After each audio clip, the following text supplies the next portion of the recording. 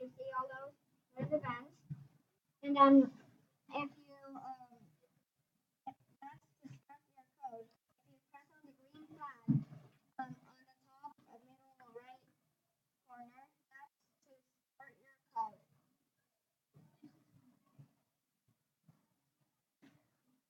Okay, well, now we're gonna teach you how to move your sprite.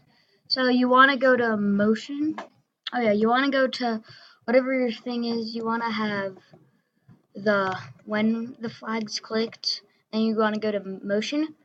If you want, like, let's say if you want your basketball to bounce, then you want to make it so it's glide one. If you want it like to turn, you can go like this, and then if you press the flag, it'll turn whenever you press it. And then if you want it just to move and like teleport, you can do this. And if you want it to glide like this, you can do that. We show them the coordinates, the X and Y. Do you know how that works? Show them how to delete all that code. Yeah, so if you want to delete it, you need to put it to the left hand side into the and then if you want it to like X and do the X and Y thing, you could do that. Put the X, go to X, Y, and then if you press the green flag, then it'll go to where that X and Y is.